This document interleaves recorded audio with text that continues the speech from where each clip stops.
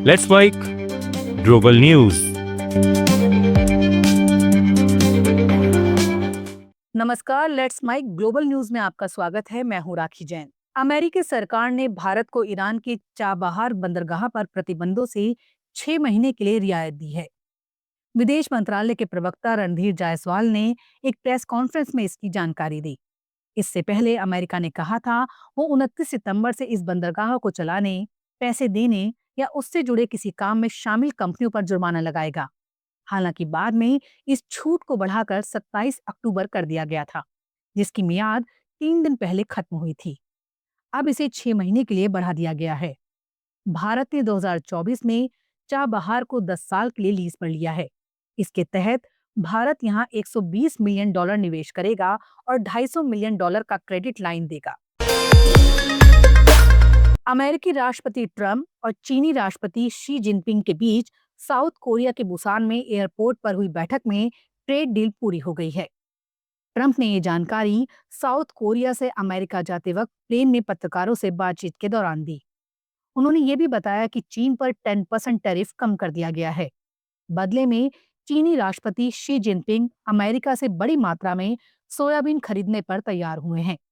Trump ने कहा, मैंने चीन पर फेंटेनाइल के कारण 20% का टैरिफ लगाया था, जो काफी ज्यादा था, लेकिन मैंने इसे अब 10% कम कर दिया है।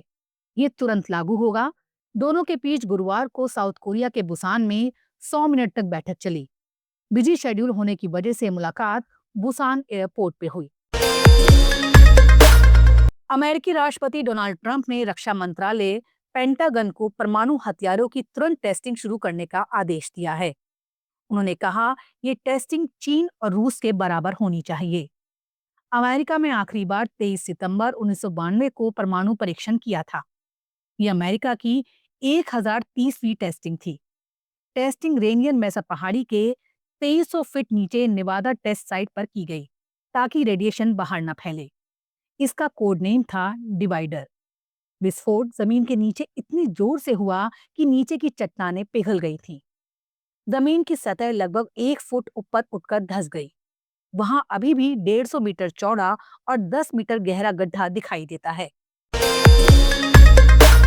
भारत सरकार ने म्यांमार के स्कैम सेंटर से भागकर थाईलैंड पहुंचे करीब 500 भारतीय नागरिकों को जल्द वापस लाने की प्रोसेस तेज कर दी है।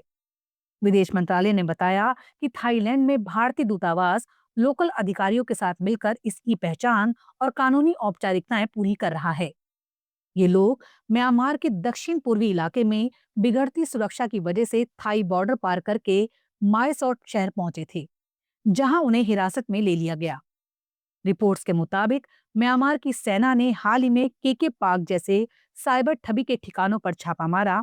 उसके बाद 28 देशों के 1500 से ज्यादा लोग भागे। इनमें भारतीय सबसे ज्यादा हैं। भारतीय नागरिक मुख्य रूप से मायावाड़ी के स्कैम सेंटर से भागे थे। इन्हें फर्जी नौकरी के बहाने थाईलैंड ले जाकर म्यांमार पहुंचाया गया था। वहां चीनी अपराधी गिरोहों ने इन्हें कैद कर साइबर अपराध, ऑनलाइन ठगी और फर्जी इन्वेस्टमेंट स्कीम में जबरन लगाया था। सूडान के दारफुर शहर के एक अस्पताल पर अर्धसैनिक बलों के कब्जे के बीच वहां 460 से ज्यादा लोगों की मौत हुई है। एपी ने विश्व स्वास्थ्य संगठन प्रमुख टेड्रोस एडोनाम गेब्रेयेसस के हवाले से ये जानकारी दी, जिसमें सऊदी मैटरनिटी हॉस्पिटल में इन मौतों की बात कही है। सूडान के एल फशर में जारी बर्बर हिंसा के बीच ये दिल दहलाने वाली खबर सामने आई है। संयुक्त राष्ट्र ने सूडान के एल फशर में हिंसा को लेकर चेतावनी भी जारी की है। साथ ही बेकसूर नागरिकों को निशाना बनाए जाने की निंदा की है। संयुक्त राष्ट्र मानवीय मामलों के समन्वय कार्यालय ने कहा कि सूडान में निर्दोष नागरिकों, अस्पताल जैसे सरकारी संस्थानों और मानवाधिकार कार्यकर्ताओं पर हमले निंदनीय हैं। इस खून खराबे में उत्तरी दारफुर में लगभग 1850 नागरिकों की मौत हुई है।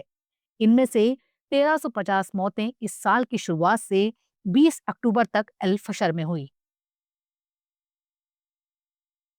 लेट्स माइक ग्लोबल न्यूज में फिलहाल इतना ही। देखते रहिए, सुनते रहिए लेट्स माइक। नमस्कार। आप सुन रहे थे Let's Mic more than radio. Follow कीजिए हमें हमारे सोशल मीडिया प्लेटफॉर्म्स पर। It's time for news.